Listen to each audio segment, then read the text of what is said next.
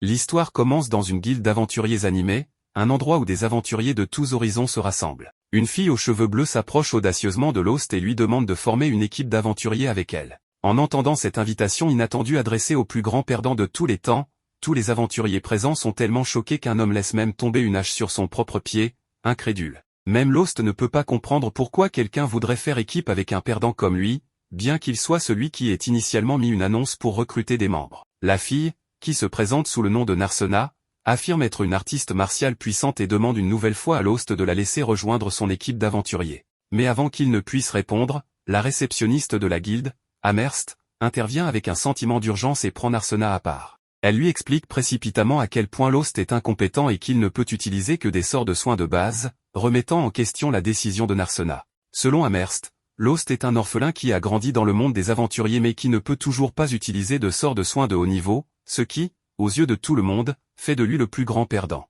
Malgré cela, il a eu l'opportunité de rejoindre une équipe appelée l'Épée Foudroyante. Cependant, il a tellement échoué lors de son bref passage avec eux qu'il a été expulsé de l'équipe quelques jours seulement après. Sa réputation de raté est désormais bien connue, et personne ne veut qu'il rejoigne leur groupe. En plus de ses compétences médiocres, Lost est également fauché, ce qui est précisément la raison pour laquelle Amherst conseille strictement à Narsena de reconsidérer sa décision.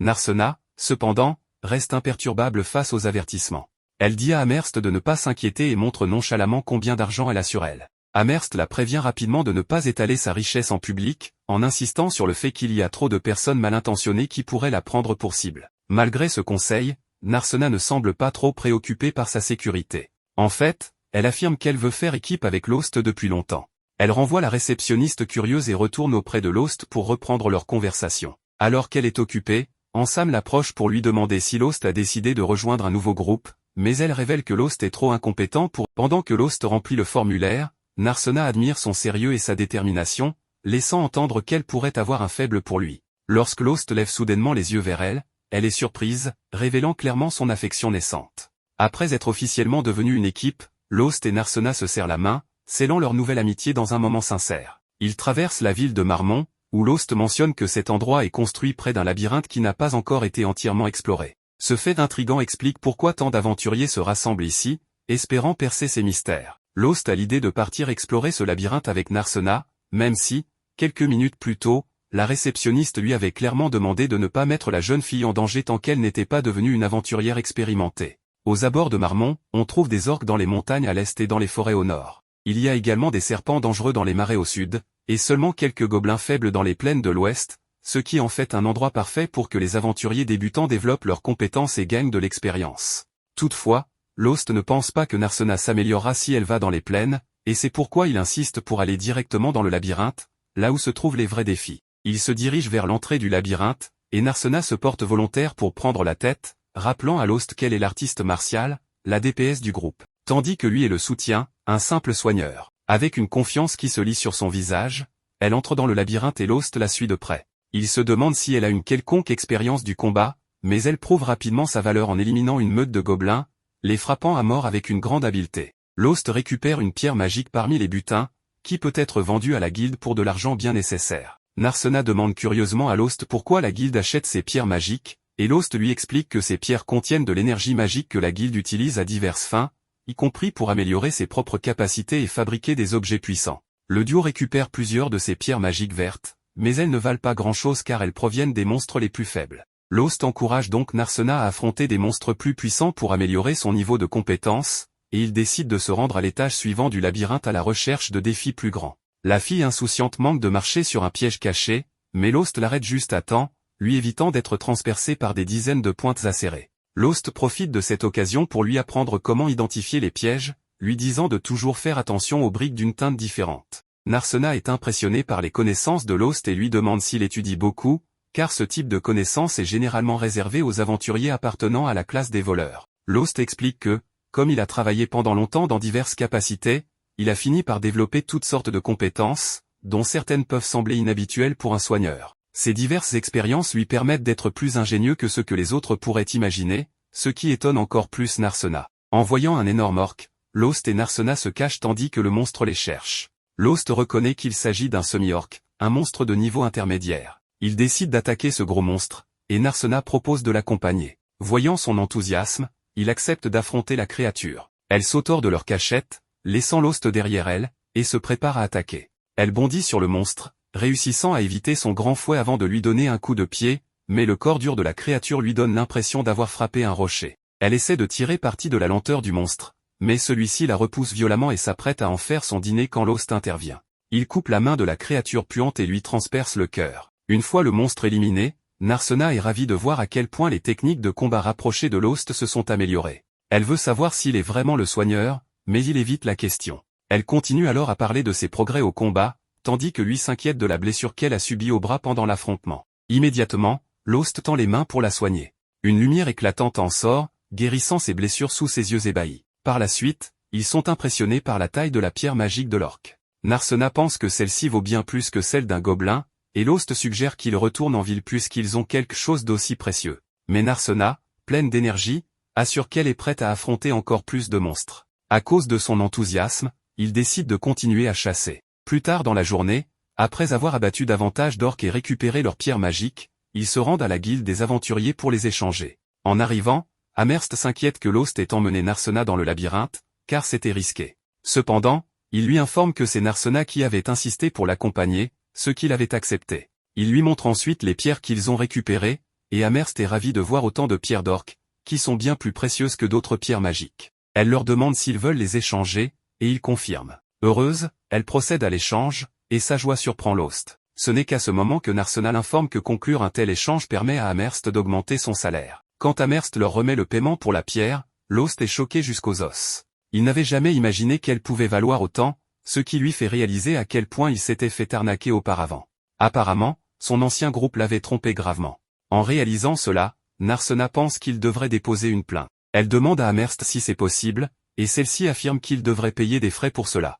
Ne voulant pas faire toute une histoire, Lost choisit d'être la personne la plus mature et de laisser tomber. En entendant cela, les deux filles décident de ne pas aller plus loin. Cependant, Amherst le presse de donner exactement la moitié des gains à Narsena, ce qu'il lui assure qu'il fera. Une fois l'accord conclu, les deux quittent Amherst tandis que Sam, le patron d'Amherst, fixe Lost du regard. Pendant ce temps, Amherst passe son temps à compter l'argent supplémentaire qu'elle a gagné, et elle le fait avec une grande joie. Alors qu'elle est occupée, Sam l'approche pour lui demander si Lost a décidé de rejoindre un nouveau groupe, mais elle révèle que Lost est trop incompétent pour être accepté par un quelconque groupe.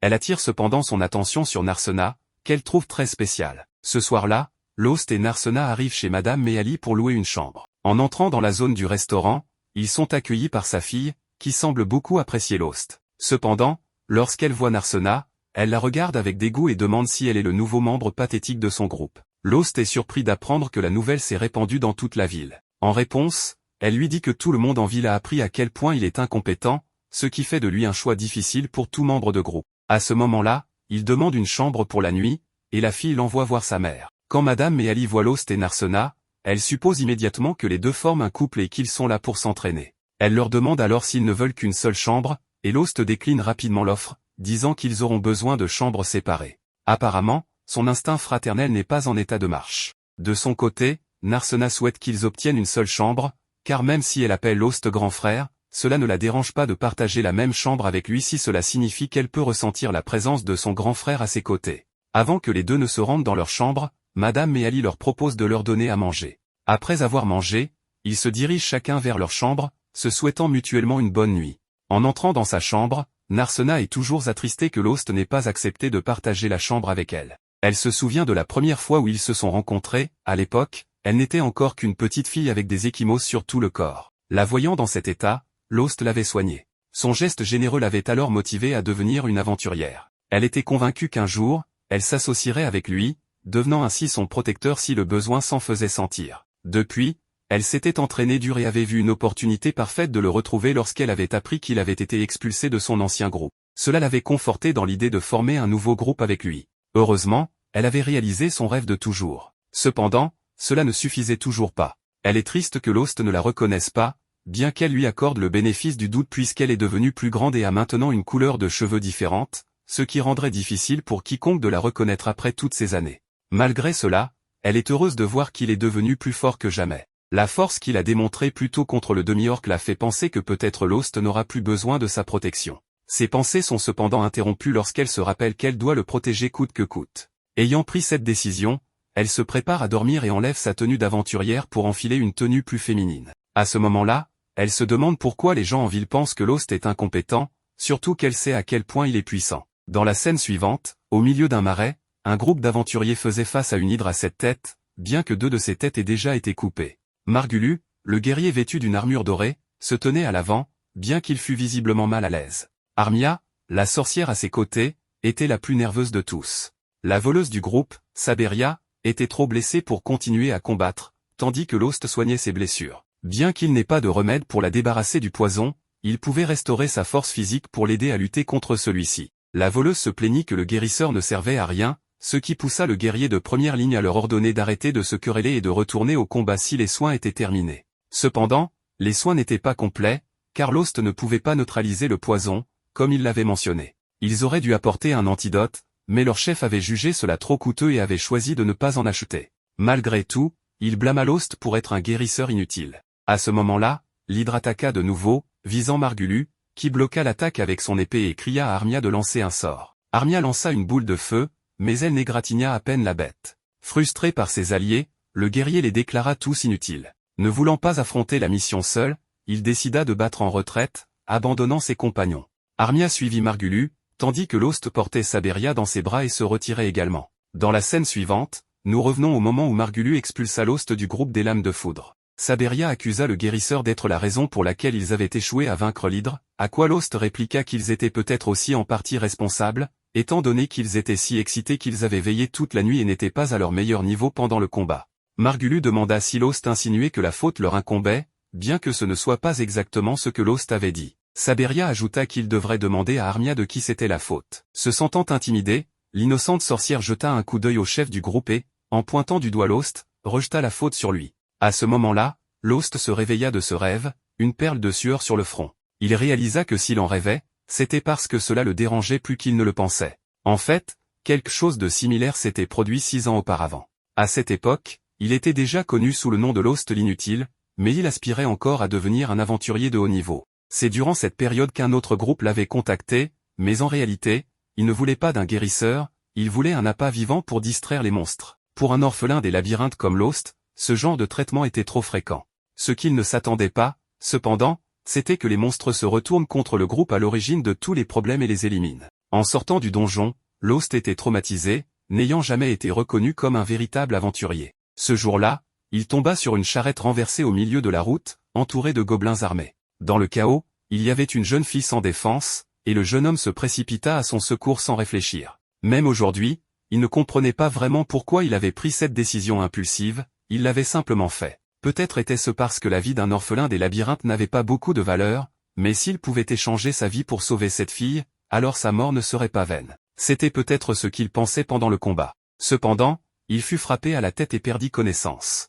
Quelques heures plus tard, lorsque la nuit était tombée, il se réveilla à côté de la charrette, entouré de la jeune fille et de chevaliers de l'ordre qui étaient venus à son secours et avaient terminé le travail. En d'autres termes, ce n'était pas Lost qui l'avait sauvé. L'inutile restait inutile. En y réfléchissant, le guérisseur émit un petit rire d'acceptation, mais la fille qui avait été sauvée le remercia de son aide, car sans lui, les chevaliers ne seraient pas arrivés à temps. Gêné, Lost ne savait pas comment répondre, alors il soigna une blessure sur le bras de la jeune fille. À ses yeux, c'était tout ce qu'il pouvait faire. Il lui raconta ensuite l'histoire de la façon dont il s'était retrouvé là, expliquant comment ses anciens compagnons l'avaient jeté au loup.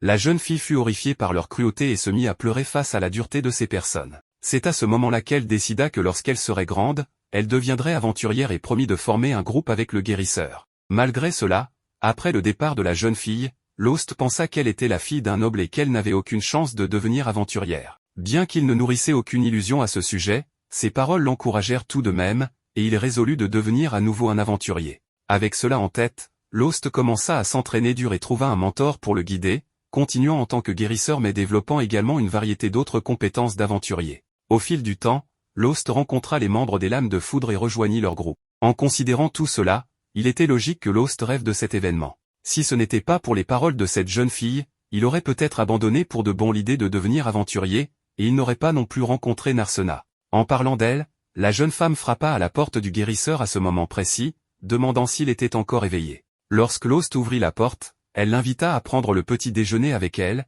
et les deux partirent ensemble pour partager un repas. Plus tard, ils retournèrent dans le donjon et décidèrent d'aller plus loin que la dernière fois. Alors qu'ils poursuivaient leur exploration, ils finirent par tomber sur un cercle de téléportation. Lost expliqua qu'on ne trouvait pas ce genre de choses dans tous les labyrinthes, ce qui signifiait qu'un mage l'avait placé là peu après la découverte du lieu, bien qu'on ne connaissait pas beaucoup de détails à ce sujet.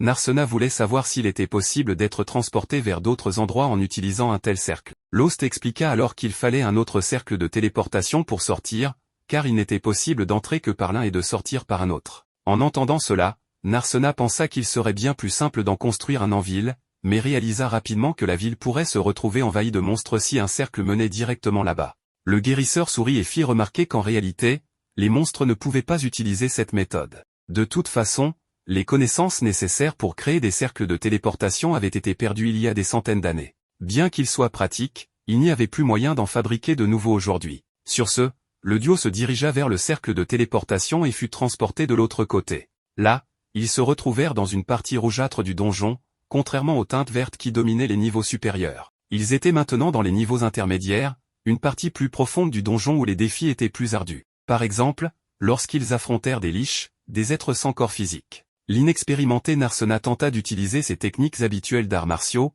mais ne parvint pas à toucher la cible. Les liches étant des êtres spirituels faits d'énergie pure, les attaques physiques étaient inefficaces. Pour cette raison, Lost pensa qu'il serait préférable de battre en retraite, mais Narsena, déterminé, assura qu'elle pouvait vaincre cet adversaire. Avec cela en tête, les deux élaborèrent un plan et le mirent en action. D'abord, le guérisseur distrayait le liche et le faisait le poursuivre, tandis que Lost réfléchissait au fait qu'avec un entraînement suffisant, les gens pouvaient contrôler leur prana, une énergie spirituelle qui réside en eux. Les artistes martiaux bien entraînés ne font pas exception, lorsque leurs poings sont enveloppés de prana, leurs coups peuvent détruire même des êtres spirituels. C'est ainsi que Narsena donna un coup en utilisant cette technique et vainquit le liche. Cependant, malgré cette victoire, la combattante avait été blessée lors de sa première tentative de frapper l'entité spirituelle, alors Lost utilisa un objet qui augmentait les effets de guérison et lança un sort sur elle. Grâce à la pierre magique incrustée dans l'objet, qui amplifiait la puissance du sort, le soin fut efficace. La guilde fournissait ces pierres aux artisans, qui fabriquaient des objets spéciaux à partir d'elles, et ces objets revenaient finalement aux aventuriers. Après avoir été soignés, et en parlant des pierres magiques, Narsena se demanda combien ils allaient gagner grâce à celles qu'ils avaient obtenues en vainquant le liche. De retour à la guilde, Amherst fut une fois de plus stupéfait par le nombre de pierres que le duo avait réussi à collecter et leur demanda de revenir aussi souvent que possible. Alors qu'ils quittaient la guilde, maintenant de nuit, Lost remarqua qu'il ne s'était pas attendu à gagner autant d'argent avec ces pierres, et Narsena convenait que c'était une grande surprise.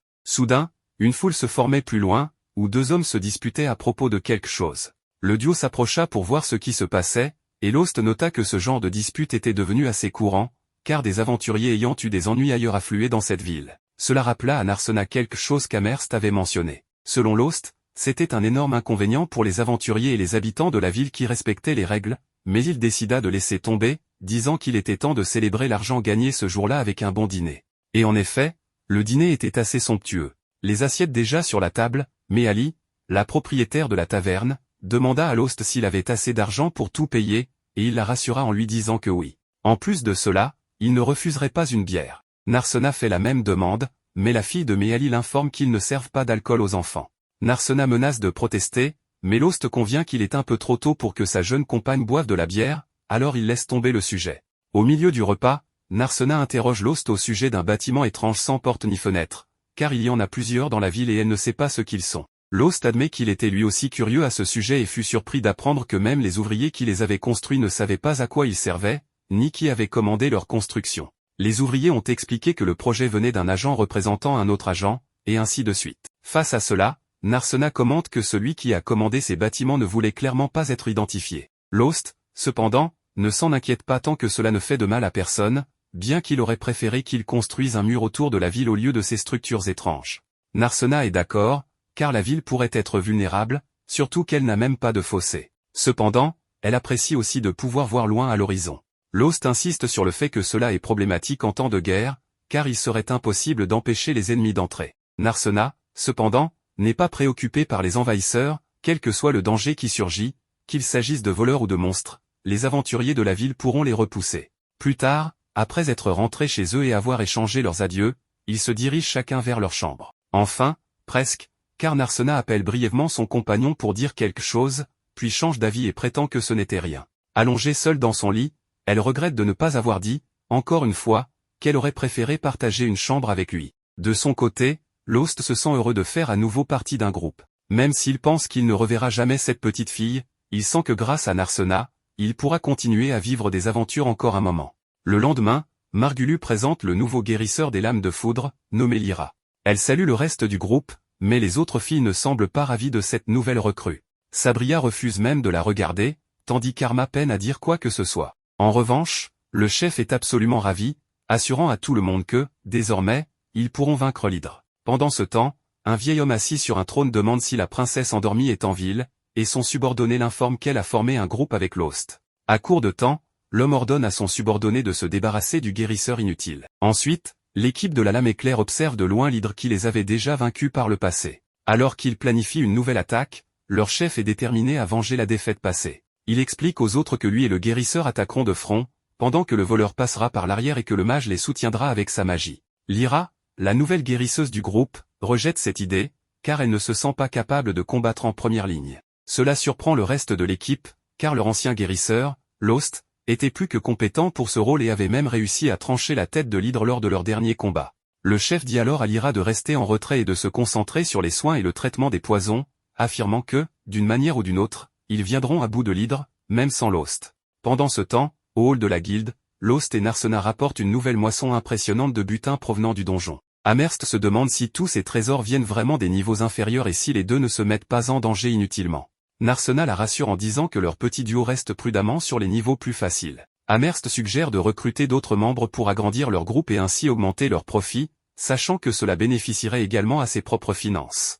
Lost est d'accord avec l'idée mais estime que ce n'est pas encore le bon moment, préférant la situation actuelle. Avec l'argent qu'ils ont accumulé, ils réalisent qu'ils peuvent maintenant se permettre de louer une maison, comme les autres équipes prospères qui utilisent ces maisons pour stocker leurs butins et leurs objets de valeur. Amherst fait remarquer qu'une chambre d'hôtel miteuse n'est pas l'endroit idéal pour que l'amour puisse éclore entre les membres d'une équipe. Pendant que Narsena rêve à toutes les possibilités, Lost se remémore son ancienne base de l'équipe et le fait qu'il devait dormir dans une pièce de stockage exiguë. Malgré tout, il reste positif, bien qu'il ait traversé des moments difficiles. Pendant ce temps, l'équipe de la Lame Éclair a du mal à se remettre de sa confrontation ratée avec l'hydre. Les membres sont frustrés, certains à peine capables de se tenir debout, tandis que Margulu, furieux et confus, frappe la table de son poing en essayant de comprendre pourquoi ils ne parviennent pas à vaincre le monstre. Lyra, de son côté, s'occupe de détoxifier Amira, blessée, pendant que les autres se querellent. Ils commencent peu à peu à réaliser que Lost, leur ancien guérisseur, était peut-être plus utile qu'ils ne le pensaient,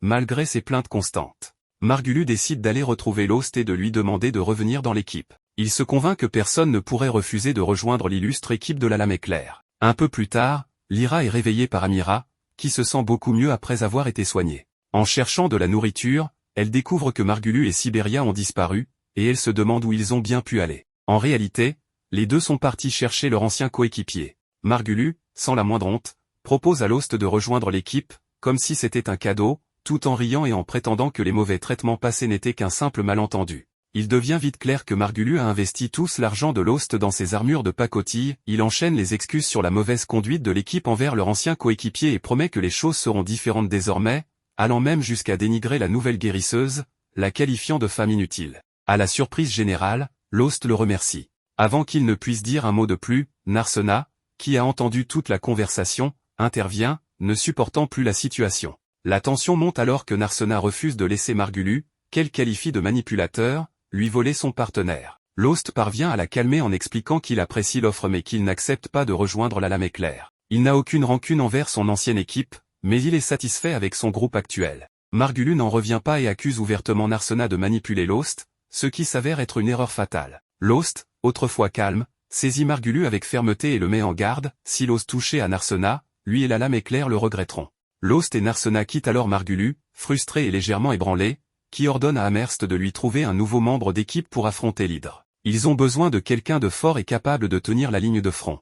C'est à ce moment qu'un mystérieux guerrier masqué se présente pour offrir ses services. Margulu, bien que méfiant, décide de tester l'inconnu en l'attaquant. Malgré les avertissements d'Amherst, qui rappelle qu'il est interdit de se battre dans le hall de la guilde, Margulu fonce tête baissée sur l'homme masqué. En un instant, le chef de la Lame Éclair est désarmé avec une facilité embarrassante. Le mystérieux bretteur, victorieux, révèle son nom, Shig, ce qui convainc Margulu de l'accepter dans l'équipe.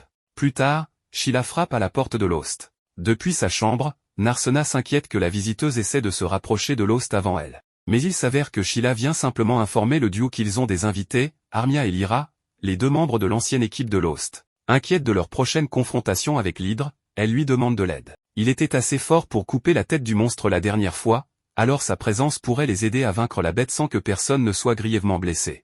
Narsena soulève un bon point en se demandant ce qui retient Armia et Lyra avec la lame éclair, étant donné que personne dans l'équipe ne semble heureux. Armia explique que malgré ses nombreux défauts, Margulu reste leur coéquipier, et qu'elle croit en la loyauté. Cette remarque exaspère Narsena, qui lui rappelle que Lost était également son coéquipier, et pourtant elle l'a maltraité. Submergée par la culpabilité, Armia fond en larmes et avoue qu'elle a suivi Margulu par peur d'être expulsée de l'équipe, la seule à laquelle elle ait jamais appartenu. Elle implore le pardon de Lost, et Lyra tente de convaincre ce dernier de la sincérité d'Armia, en se remémorant comment elle murmurait son nom pendant son sommeil empoisonné. Lost, fidèle à lui-même, réconforte Armia et accepte ses excuses. Il lui assure qu'il n'y a pas d'animosité entre eux, mais il reste ferme sur sa décision de ne pas rejoindre la lame éclair. Le moment doux amer est interrompu par Miss Meali, la cuisinière, qui apporte un déjeuner extravagant, espérant remonter le moral de l'équipe, en particulier celui d'Armia, à qui elle recommande de prendre un peu de poids ou au moins de sourire davantage. Profitant de la distraction, Lost,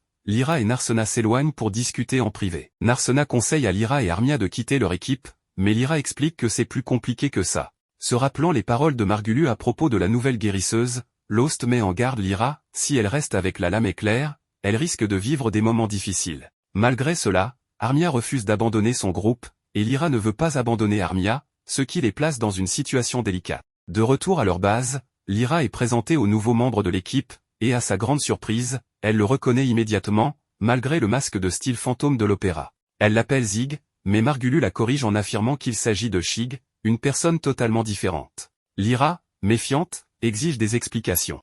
Shig tente de jouer la carte de l'humour pour détourner la conversation, mais lorsque Lyra remarque que son épée a été volée et qu'elle appartient à un certain Ronaldo, Shig perd son sang-froid et explique qu'elle a hérité cette lame de son maître, révélant ainsi des incohérences dans son histoire. Bien que sa couverture soit compromise, Lyra abandonne l'affaire et laisse Shig continuer sa mascarade. Peut-être qu'avoir cet étrange personnage dans l'équipe ne sera pas une mauvaise chose, après tout. Alors que la tempête se profile à l'horizon, les deux groupes s'avancent vers l'inconnu, sans savoir ce qui les attend. Après avoir été sauvés par Narsena, Lost lui exprime sa gratitude pour son aide. Quant à la jeune fille, elle décide de continuer le travail, cependant, Lost décide de faire une pause lorsqu'il entend son estomac commencer à gronder. Il dit que, bien qu'elle puisse continuer, son estomac, lui, n'en pense pas autant. En entendant Lost rire de la situation, Narsena s'énerve, mais Lost l'invitait simplement à aller déjeuner. À ce moment-là, Narsena a accepté. Lorsqu'ils mettent la table, il remarque qu'il y a plus de nourriture que nécessaire pour 2 personnes, car le propriétaire de l'établissement leur a donné de la nourriture supplémentaire. Face à cela,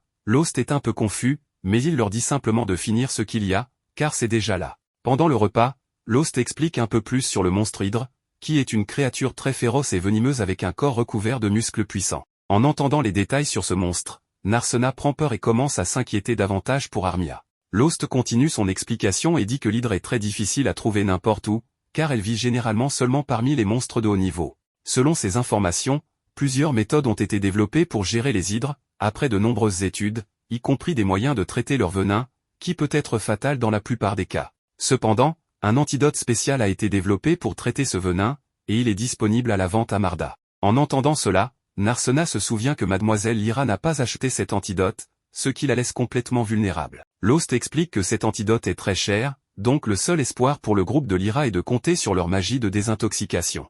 En entendant cela, Narsena baisse la tête avec une expression triste, mais Lost la réconforte et dit que l'habileté de Margulu à l'épée est très bonne, et demande donc à Narsena de ne pas juger le type uniquement sur son apparence. Quant à Saberia, Lost la décrit comme une guerrière agile et de premier ordre, de sorte que, malgré le grand nombre de têtes et le large champ de vision de l'hydre, Saberia est capable d'échapper à sa vue. Mais, en entendant Lost parler positivement du groupe, Narsena remarque qu'il a une opinion très favorable envers l'épée de l'éclair. Lost répond qu'il ne fait que dire la vérité sur le groupe. En continuant, Narsena remarque qu'il fréquente toujours le même labyrinthe, ce qui commence à la rendre malade. Elle suggère alors qu'il se dirige vers les marécages, qui ne sont pas très loin.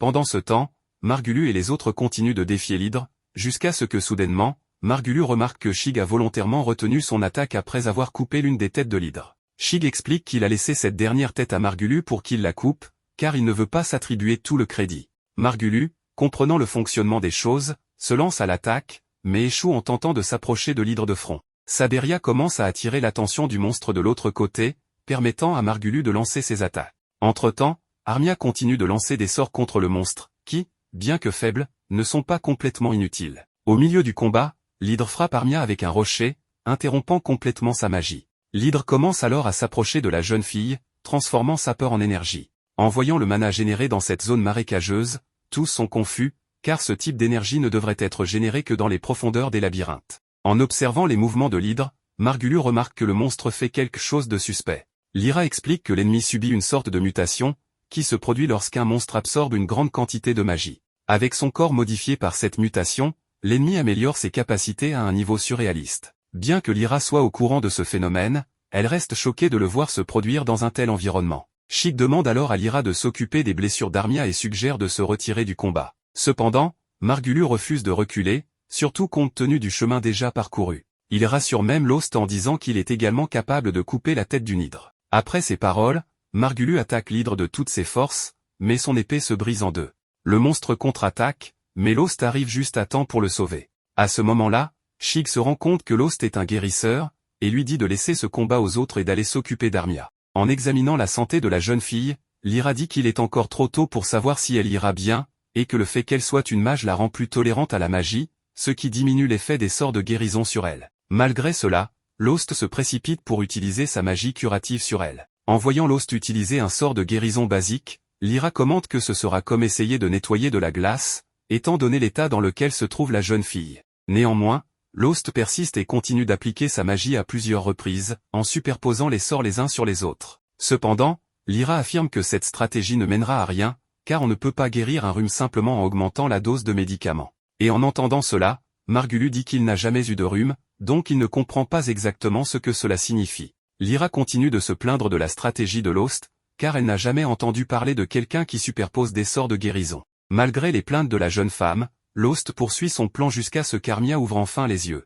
À ce moment-là, Lost s'excuse d'avoir mis autant de temps à les sauver, mais Armia le remercie et s'évanouit à nouveau. À ce stade, Narsena s'inquiète pour la jeune fille, mais Lost explique qu'elle s'est simplement endormie. Pendant ce temps, Sheik remarque que l'hydre semble appeler Lost à la rejoindre. En entendant cela, Narsena propose de l'aider dans ce combat. Bien qu'il accepte sa participation, Lost lui conseille de faire attention à ses limites et, si les choses deviennent trop dangereuses, de se retirer immédiatement. Quant à Margulius et les autres, ils décident de rester en dehors du combat, laissant tout entre les mains de Lost, Narsena et Sheik. En observant le combat, Margulius trouve étrange que l'épée de Sheik ne se casse jamais. Lyra explique qu'il porte une épée magique, en l'occurrence une épée légendaire qui renferme un grand pouvoir. En entendant cela, Margulius est encore plus curieux de connaître la véritable identité de Sheik. Entre-temps, Narsena subit une attaque de l'hydre qui la laisse inconsciente au sol. L'hydre prend alors la jeune femme en otage et appelle uniquement Lost pour l'affronter. En voyant cette scène, tout le monde est confus, car il ne s'attendait pas à un comportement aussi intelligent de la part d'un simple monstre.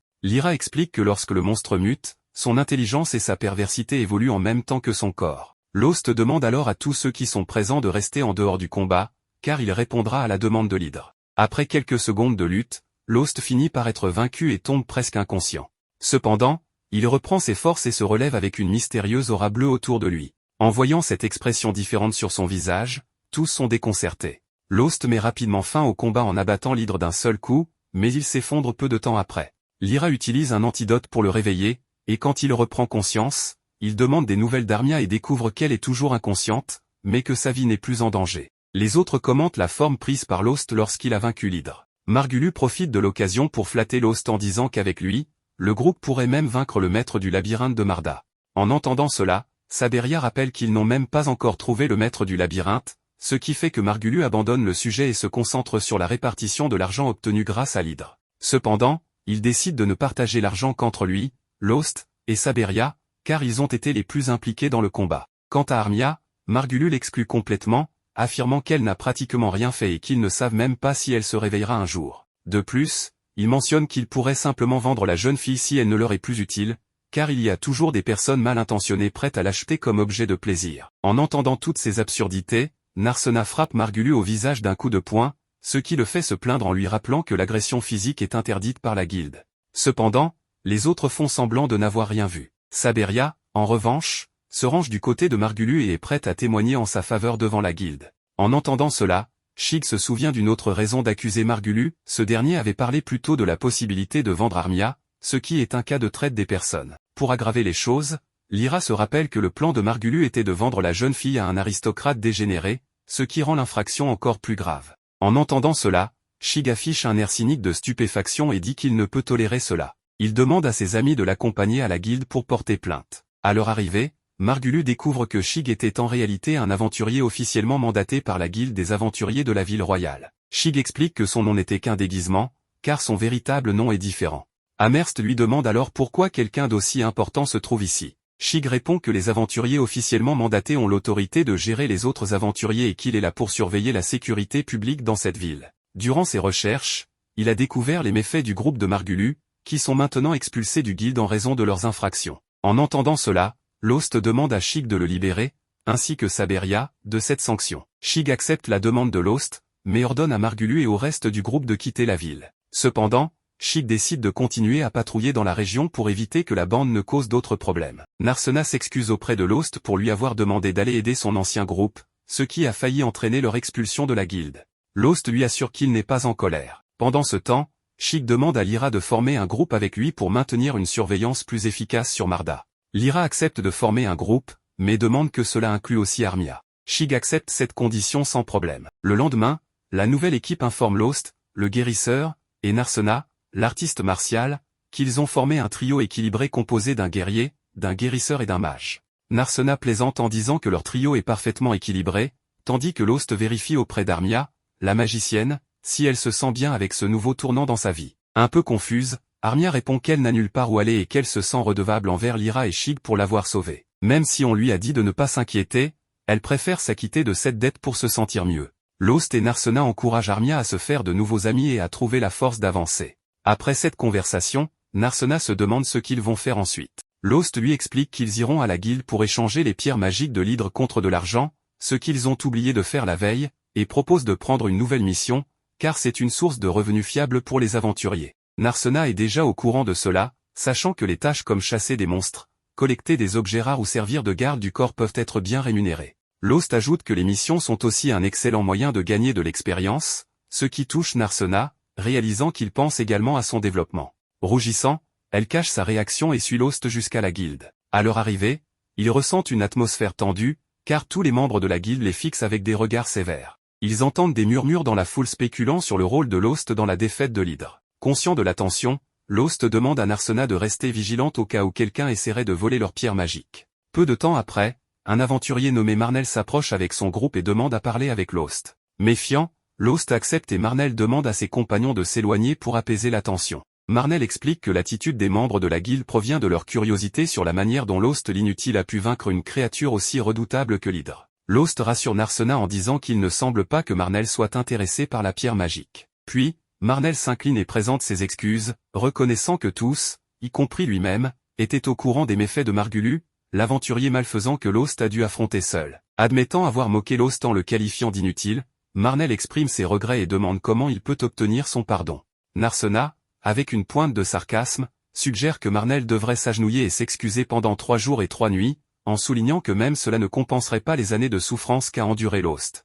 Lost, cependant, lui demande d'arrêter, craignant que si Marnell accepte une telle punition, cela le ferait passer pour le méchant. Malgré la défaite de l'hydre, il se voit toujours comme un guérisseur raté aux capacités de soins basiques, et il souhaite que Marnell continue de l'appeler inutile. En tendant la main en signe de pardon, Lost laisse Marnell soulagé et surpris.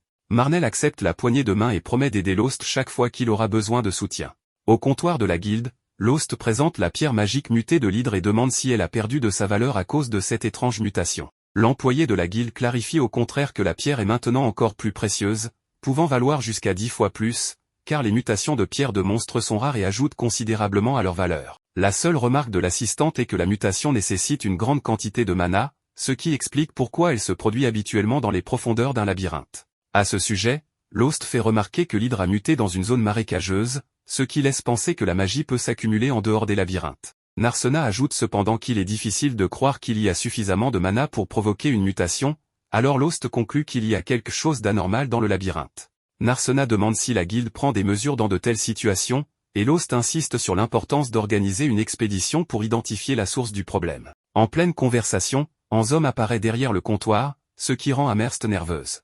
Elle explique qu'un problème nécessite de l'attention, et l'homme accepte d'écouter. Peu après, il y a un rapport indiquant que des monstres de niveau intermédiaire apparaissent à des niveaux plus élevés, en plus de la mutation confirmée en dehors d'un labyrinthe. Pourtant, Ansom estime que ces problèmes ne sont pas suffisamment importants et décide de les ignorer. Lost, inquiet, fait valoir que des aventuriers pourraient se blesser si cela continue, mais Ansom rétorque que les aventuriers connaissent déjà les risques. Lost insiste pour que la Guildan soit informée par précaution, ce à quoi Ansom répond sèchement qu'il ferait mieux de quitter la ville s'il a si peur. En sortant du bureau de Ansom, Narsena s'indigne de son comportement, mais Lost préfère laisser couler. Amherst explique que ce citoyen a toujours été ainsi et ajoute que Myst, le véritable maître de la guilde, apparaît rarement en raison de son âge avancé. Il semble si vieux qu'il reste enfermé dans son bureau, laissant Ansom gérer la branche. Lost commente qu'il doit être compétent pour ce rôle, mais l'assistante précise que cet homme est si exigeant qu'il critique sévèrement au lieu de négliger les petites erreurs, rendant les employés craintifs. Changeant de sujet, Lost fait une demande à la femme. Il s'assoit et elle leur montre les missions disponibles, comme la collecte d'herbes médicinales ou la recherche d'aventuriers disparus. Narsena lit une mission de protection pour un client souhaitant pêcher dans un labyrinthe, ce qui l'irrite, car elle estime que ce n'est pas digne d'un aventurier. À bout de patience, Amherst lui lance qu'un bon salaire vaut bien un petit effort, avant de lui donner une petite tape sur le front en guise de remontrance. Finalement, le duo trouve une mission d'élimination de monstres, ce qui enthousiasme Narsena. Cependant, Amherst déconseille cette mission, car elle implique un phénix qui s'est installé près d'un cercle de téléportation aux niveaux intermédiaires et qui a maintenant une prime sur la tête. La mission pourrait rapporter gros, mais un guérisseur et une artiste martiale seul contre un phénix risquent de mal s'en sortir. Néanmoins, Narsena semble motivé pour accomplir cette mission, et son partenaire ajoute que le phénix étant une créature volante, il serait difficile de le vaincre sans attaque à distance. Amherst leur suggère alors de recruter un guerrier, un mage et un guérisseur capable de soigner toute l'équipe d'un coup. Avec ces conseils en tête, Lost et Narsena savent exactement vers qui se tourner. Ils approchent donc Shig et Lyra avec une proposition. En chuchotant à son coéquipier, Lyra remarque qu'il sera plus facile de surveiller Lost tout en travaillant avec lui. Armia, surprise, a du mal à croire que le garçon souhaite réellement travailler avec elle. Lost lui explique qu'il la trouve très talentueuse et qu'elle est toujours la bienvenue dans le groupe. Elle se sent pourtant indigne de cette opportunité en raison de son comportement passé envers lui. Mais Lost souligne que le fait qu'elle reconnaisse ses erreurs montre qu'elle ne les répétera pas. Ainsi, la magicienne accepte de rejoindre l'équipe, et Lost fixe le départ pour le lendemain matin. Shig sera chargé de notifier la guilde de leur départ tandis que les autres membres iront acheter les provisions nécessaires pour l'expédition. Plus tard, Lost emmène Narsena à l'herboristerie, expliquant que les brûlures guérissent plus vite avec des remèdes en plus des sorts de soins. Étonné par ses connaissances, Narsena remarque que son ami en sait long, non seulement sur les éléments de guérison, mais aussi sur la vie en général. Alors qu'elle prononce ces mots, Narsena entre dans un étrange état de tristesse et finit par se replier mentalement. Cependant, une femme l'enlace par derrière et l'appelle par son surnom Nar. Surprise, Narsena se retourne pour frapper cette personne, mais celle-ci esquive avec agilité. Il s'avère que c'est Ralma, une mage de haut niveau connue sous le nom de déesse du feu. Narsena est stupéfaite car cela fait des années qu'elles ne se sont pas vues. Ralma a accepté la demande du père de Narsena de veiller sur sa fille, puisque cette dernière a soudainement quitté la maison, comme si elle fuyait. En observant Lost, la mage soupçonne que ce jeune homme pourrait être la cause de cette fuite. Lost réagit en disant qu'il est heureux de revoir son ancienne maîtresse, ce qui laisse Narsena sans voix. Les trois se retrouvent dans une taverne, où Lost explique qu'il y a eu un moment où il a étudié sous la tutelle de Ralma. Pendant ce temps, Narsena connaît Ralma parce qu'elle est une vieille amie de son père. La mage demande au guérisseur de quitter la table pour discuter de sujets personnels avec Narsena, mais le jeune homme refuse, affirmant qu'il fait partie du groupe avec elle et qu'ils se font mutuellement confiance. De plus, il devine que Ralma a peut-être reçu pour mission de ramener Narsena chez elle contre sa volonté. Pour prouver qu'il n'est plus le même étudiant d'autrefois, il esquive une boule de feu lancée par son ancienne maîtresse. Lost parvient à convaincre Ralma qu'il peut rester à la table. Narsena explique alors qu'elle n'a pas fui la maison, elle était simplement pressée et n'a pas eu le temps de prévenir ses parents, bien qu'elle ait laissé une note disant « Je pars voir le jeune homme, ne vous inquiétez pas ». Lost et Ralma réalisent immédiatement que c'est la pire chose qu'une jeune fille de son âge pourrait écrire en quittant la maison sans prévenir. En mettant cela de côté, la mage lui demande pourquoi elle a quitté la maison. Après une hésitation, Narsena reconnaît à demi-mot que c'est à cause de Lost, mais elle s'efforce de ne pas dire que tout ce temps, elle avait des gens au service de sa famille pour protéger le guérisseur. Lorsqu'elle a appris qu'il avait été expulsé de la lame de foudre, elle a quitté la maison pour saisir cette occasion. Lost pense que Narsena devrait retourner demander l'approbation de son père, mais elle est terrifiée à l'idée de ne plus revoir le jeune homme. Dans tous les cas, Ralma promet de s'en occuper. Elle demande ensuite à Lost de lui commander une boisson, même si elle ne tient pas bien l'alcool, alors le guérisseur part en quête de quelque chose à boire. Restée seule avec Narsena, Ralma lui dit qu'elle est un peu ridicule de montrer cette peur de ne pas avoir Lost à ses côtés. Cependant, la combattante insiste sur le fait que ce n'est pas un homme ordinaire, car en plus d'être très habile en combat, il met toujours les besoins des autres avant les siens. Narsena, se considérant comme un fardeau pour Lost, admet qu'en réalité, c'est elle qui a été aidée par lui. À ce propos, Ralma révèle que Lost n'était pas comme cela auparavant, et qu'il est devenu quelqu'un de respectable grâce à Narsena, allant même jusqu'à défier la mage elle-même pour protéger son ami. Sur ces mots, Narsena quitte la taverne, plus heureuse, en compagnie de Lost, tandis que la déesse du feu annonce qu'il est temps de s'occuper de sa véritable mission. Elle se rend donc à la guilde, où se trouve le bureau du maître de la branche, Mist, pour découvrir ce qu'il prépare. Le lendemain, le groupe se rassemble pour l'expédition. Sheila leur remet un panier de provisions et demande si le phénix est très puissant. Jalouse, Narsena saisit le panier et répond que tout ira bien, car elle protégera l'équipe. Sheila rétorque que c'est précisément pour cela qu'elle s'inquiète. Tout le monde éclate de rire, et les aventuriers partent en mission.